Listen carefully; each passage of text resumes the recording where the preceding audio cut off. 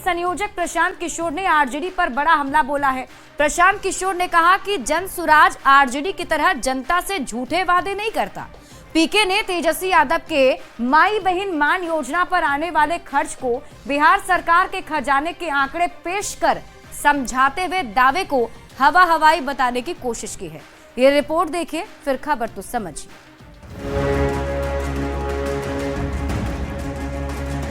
आर्थिक तौर पे जो कमजोर महिलाएं हैं उनके लिए हम लोग माई बहन मान योजना के तहत सीधे उनके खाते में 2500 रुपया हम लोगों की सरकार देने का काम करेगी।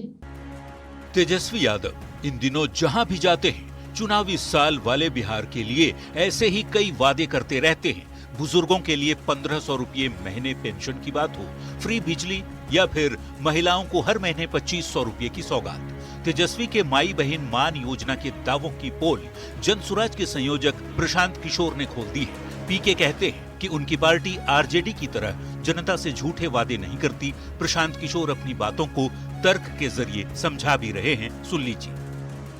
अभी राजद वालों ने कहा कि माई बहन योजना में हम लोग 2500 रुपया हर महिला को देंगे। अब आप लोग राजनीतिक लोग हैं, बिहार में 6 करोड़ महिला है। अगर 6 करोड़ महिला को 2500 रुपया प्रति महीना दीजिएगा तो करीब करीब 1.5 लाख करोड़ रुपया, 1.5 लाख करोड़ रुपया चाहिए हर साल। बिहार का टोटल बजट है 2,40,000 करोड़, तो 1.5 लाख करोड़ रुपया दोगे कहां से?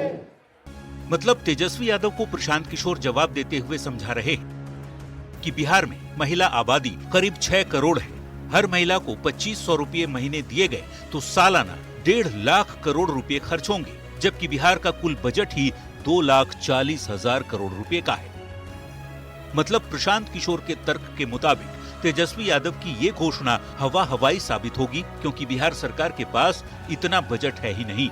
जब बजट है ही नहीं तब कैसे 6 करोड़ महिलाओं को हर महीने 2500 रुपये दिए जाएंगे। वैसे चुनावी साल वाले बिहार में तेजस्वी के दावों पर पीके के जवाब ने सियासी पारा जरूर बढ़ा दिया है। न्यूज़ 18 के लिए पटना से आनंद अमृतराज के साथ ब्यूरो रिपोर्ट। तो माई बहन योजना पर क्यों हो रही है सियासत, आप इस गणित को समझिए।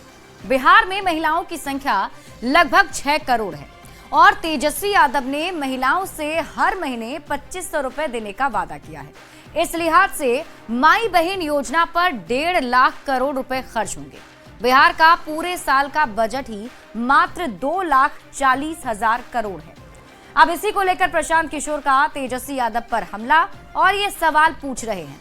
प्रशांत किशोर ने पूछा कि क्या तेजस्वी पूरे बजट का 60% रुपया सिर्फ एक योजना पर खर्च करेंगे? इसके लिए 5 साल में करीब 7.50 लाख करोड़ रुपए की जरूरत होगी।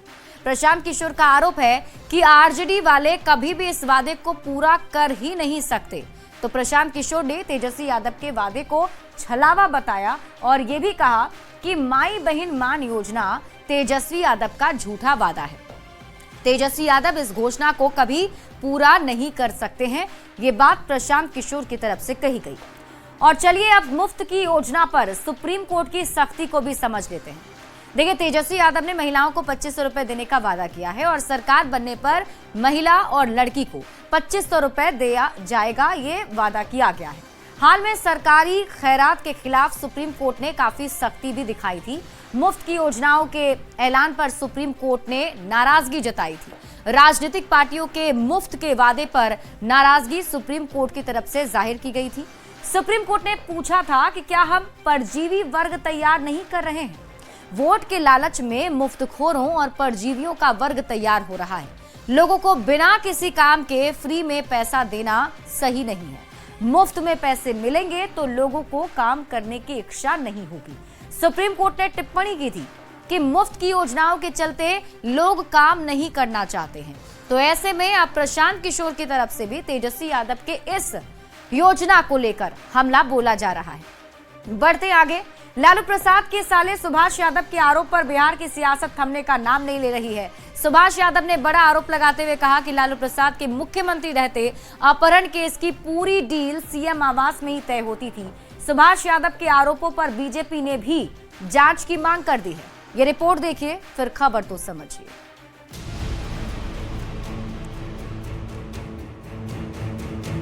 ये सब काम लालू जी को था, अपराधी पालना पूरे बिहार में। बिहार के जंगल राज के असली सूत्रधार कौन थे? पूर्व सांसद और आरजेडी अध्यक्ष लालू प्रसाद के साले सुभाष यादव के लालू प्रसाद पर लगाए गए गंभीर आरोप के बाद बिहार की सियासत सुलग गई है। बिहार कांग्रेस के पूर्व अध्यक्ष और बीजेपी नेता अनिल शर्मा ने सीएम नीतीश कुमार से आरोपों की गंभीरता से जांच की मांग की। उन्होंने सीएम से हाईकोर्ट के किसी न्यायाधीश की अध्यक्षता में एक जांच आयोग के गठन की भी मांग की। मैं बिहार के मुख्यमंत्री माननीय नीतीश कुमार जी से अनुरोध करता हूं कि वे 1990 से लेकर 2005 के बीच बिहार में हुए तमाम अपहरण और फिरौती की घटनाओं की जांच के लिए पटना उच्च न्यायालय के किसी न्यायाधीश की अध्यक्षता में जांच आयोग का गठन करें और उच्च न्यायालय के ही देखरेख में इस जांच को अंजाम तक पहुंचाने की कार्रवाई करें। दरअसल सुभाष यादव ने बड़ा आरोप लगाते हुए कहा था कि लालू प्रसाद के मुख्यमंत्री रहते अपहरण केस की पूरी डील सीएम आवास में ही तय होती थी। कि सीएम हाउस से ही अपहरण के मामले सुलझाए जाते थे, तो आपकी बातों से लगता है कि उसमें बहुत हद तक सच्चाई थी। तो सच्चाई तो है ही थी, में क्या दूर है, सच्चाई तो थी, सच्चाई तो है ही थी। सच्चाई में कौन कोई नकार देगा नहीं होती थी। करप्शन के जरिया, अपहरण के जरिया बहुत कुछ था, बहुत लाइन था। सुभाष यादव के आरोप के बाद सत्ता पक्ष के नेता लगातार हमलावर हैं। जेडीयू के राष्ट्रीय प्रवक्ता राजीव रंजन ने लालू प्रसाद को प्रायश्चित करने के साथ साथ जनता से माफी मांगने की नसीहत दी है। अब सफाई की स्थिति भी लालू जी के लिए नहीं बची है। कल तक तो तेजस्वी यादव को मुख्यमंत्री बनाने का बार बार आह्वान करने वाले लालू जी इस उम्मीद में रहे हैं कि आज नहीं तो कल राजद की सरकार बन जाएगी। वो परिस्थिति पहले भी बिहार में नहीं थी, लेकिन अब राजद के अस्तित्व पर ही संकट है और मुझे लगता है अब लालू जी को खुलकर जो आरोप उनके खिलाफ लगे हैं उस पर माफी मांगनी चाहिए और प्रायश्चित करना चाहिए। लालू प्रसाद के शासनकाल में पूर्व सीएम राबड़ी देवी के भाई सुभाष यादव का काफी दबदबा था। उन्हें लालू परिवार का काफी करीबी माना जाता था। बीते कई सालों से दोनों के रिश्तों में कड़वाहट देखी जा रही है। अब उनके बयान को लेकर चुनाव वाले बिहार की सियासत सीधे 360 डिग्री पर घूम गई है। न्यूज़ 18 के लिए पटना से संवाददाता शैलेंद्र और दिल्ली से अमितेश सिंह की रिपोर्ट। और चलिए अब ये जान लेते हैं कि लालू प्रसाद पर सुभाष यादव ने क्या क्या आरोप लगाए हैं, फिर इस पर हो रही सियासत को आपको समझाएंगे। देखिए, गुरुवार को लालू प्रसाद पर उनके साले सुभाष यादव ने कई गंभीर आरोप लगाए। सुभाष यादव ने कहा कि लालू प्रसाद के सीएम रहते ही बिहार में अपहरण का खेल होता था। फिरौती की डील खुद सीएम आवास में हुआ करती थी। लालू प्रसाद खुद इस पूरी डील में शामिल हुआ करते थे। शहाबुद्दीन, प्रेमचंद गुप्ता के साथ बैठक हुआ करती थी। खुद लालू प्रसाद ही फिरौती की रकम तय किया करते थे और अपहरण केस की सारी डील सीएम आवास में होती थी। ये सारे आरोप सुभाष यादव ने लालू प्रसाद पर लगाए हैं। अब लालू प्रसाद पर लगे आरोपों पर बिहार में हो रही राजनीति को समझते हैं। लालू प्रसाद पर सुभाष यादव के आरोप के बाद सियासत गर्मा गई। आरजेडी पर बिहार एनडीए के सहयोगी दल निशाना साध रहे हैं। बीजेपी लालू पर लगे गंभीर आरोपों की जांच की मांग कर रही है। हाई कोर्ट के जज की अध्यक्षता में जांच आयोग गठित करने की मांग उठाई जा रही है। जेडीयू ने कहा है कि लालू प्रसाद को प्रायश्चित करना चाहिए और जनता से माफी मांगनी चाहिए। जेडीयू ने कहना यह भी है कि लालू प्रसाद और राबड़ी देवी का शासनकाल जंगल राज ही था। संजय झा का कहना है कि बिहार की जनता को लालू प्रसाद की सच्चाई मालूम है। लालू राज की सच्ची घटनाओं पर बॉलीवुड की कई फिल्में बनी हैं। बिहार जिस दौर से गुजरा है, सीएम नीतीश उसके खिलाफ रहे हैं। नीतीश कुमार ने बिहार को जंगल राज से बाहर निकाला। संजय झा ने यह दावा भी किया है और फिलहाल इसी दावे के साथ वार पलटवार जारी है। बढ़ते आगे और अब बात से नीतीश कुमार के प्रगति यात्रा की। नीतीश कुमार प्रगति यात्रा के तहत आज जहानाबाद और अरवल जिले में विकास योजनाओं का जायजा लेने पहुंचे थे। साथ ही सीएम ने दोनों जिलों में करोड़ों की योजनाओं का शिलान्यास और उद्घाटन भी किया है। सबसे पहले आप ये रिपोर्ट देख लीजिए, फिर खबर तो समझिए।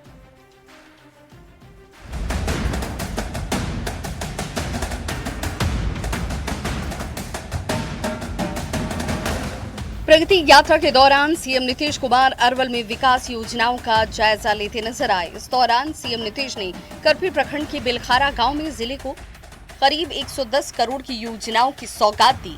सीएम ने 144 योजनाओं का शिलान्यास और उद्घाटन किया। सीएम नीतीश कुमार ने बिलखारा गांव में राजकीय डिग्री कॉलेज का उद्घाटन किया। साथ ही खेल परिसर और हेल्थ एंड वेलनेस सेंटर का भी उद्घाटन किया। 3.5 करोड़ की लागत से बने स्विस गेट का भी सीएम ने उद्घाटन किया। अरवल में सीएम नीतीश कुमार ने कई सरकारी विभागों के 17 स्टॉल्स का निरीक्षण भी किया। साथ ही जीविका समूह को 5 करोड़ 70 लाख का चेक दिया। अरवल के साथ सीएम नीतीश कुमार ने जहानाबाद में भी विकास योजनाओं का जायजा लिया। सीएम ने जहानाबाद को करीब 235 करोड़ रुपए की योजनाओं की सौगात दी। सीएम ने 133 करोड़ की योजना का उद्घाटन किया। वहीं 100 करोड़ की योजना का शिलान्यास हुआ। सीएम ने 46 करोड़ की लागत से बने छात्रावास और जल जीवन हरियाली के कुओं गांधी पार्क का उद्घाटन भी किया। काजीसराय में +2 विद्यालय के भवन के उद्घाटन के साथ काको प्रखंड के धरहरा में कन्या आवासीय विद्यालय +2 भवन का उद्घाटन भी किया। 145 करोड़ से लगभग योजनाओं का उद्घाटन और शिलान्यास हुआ है। इसके अतिरिक्त जो हमारा राजकीय अन्य पिछड़ा वर्ग कन्या आवासीय +2 उच्च विद्यालय है, उसका भी उद्घाटन किया गया है। काजीसराय में भी एक +2 उच्च विद्यालय का उद्घाटन और खेल मैदान का उद्घाटन हुआ है। इसके अतिरिक्त राजा बाजार पर अंडरपास पे जो हमेशा एक समस्या बनी रहती है, वहां पर रेलवे ओवरब्रिज बनाए जाने के लिए माननीय मुख्यमंत्री जी के द्वारा घोषणा की गई है। सीएम नीतीश कुमार ने जहानाबाद में अधिकारियों के साथ विकास योजनाओं को लेकर समीक्षा बैठक भी की। साथ ही उन्होंने काम को लेकर अधिकारियों को जरूरी निर्देश भी दिए। न्यूज़ 18 के लिए संवाददाता रजनीश कुमार के साथ अरवल से अनिरुद्ध और जहानाबाद से राजीव रंजन विमल की रिपोर्ट। और चलिए अब ये जान लेते हैं कि जहानाबाद को सीएम ने क्या क्या सौगात दी है। जहानाबाद को लगभग 235 करोड़ रुपए की सौगात दी गई। सीएम ने 133 करोड़ की योजनाओं का उद्घाटन किया है और लगभग 100 करोड़ की योजनाओं का शिलान्यास किया है। 46 करोड़ की लागत से बने छात्रावास का उद्घाटन किया गया। ओबीसी छात्र छात्राओं के लिए 520 बेड वाला हॉस्टल बनाया गया है। जल जीवन हरियाली के कुओं और गांधी पार्क का उद्घाटन किया गया। काजीसराय में +2 विद्यालय के भवन का उद्घाटन किया गया। धरहरा में कन्या आवासीय +2 विद्यालय का भी सीएम नीतीश कुमार ने तोहफा दिया है। साथ ही जहानाबाद में मेडिकल कॉलेज की स्थापना होगी, इस बात को स्वीकृति दे दी गई है और जहानाबाद में स्पोर्ट्स कॉम्प्लेक्स का निर्माण भी होगा। अब आप अरवल को तोहफे में क्या क्या मिला है ये भी जान लीजिए। अरवल के बेलखारा गांव में मुख्यमंत्री की प्रगति यात्रा हुई। अरवल को 110 करोड़ रुपए की योजनाओं की सौगात मुख्यमंत्री ने दी है। सीएम ने अरवल में 144 योजनाओं का उद्घाटन किया। अरवल मोड़ पर राजा बाजार अंडरपास का निरीक्षण किया। यहां अरवल मोड़ के नजदीक राजा बाजार आरओबी का निर्माण होना है। सीएम ने बेलखारा गांव में राजकीय डिग्री कॉलेज का उद्घाटन भी किया। खेल परिसर और हेल्थ एंड वेलनेस सेंटर का उद्घाटन भी हुआ है। 3.5 करोड़ की लागत से बने यहां पर सुलिस गेट का भी उद्घाटन किया गया है। मुख्यमंत्री ने कई सरकारी विभाग के 17 स्टॉल का निरीक्षण किया और जीविका समूह को 5 करोड़ 70 लाख रुपए का चेक भी सौंपा है। और फिलहाल इस बुलेटिन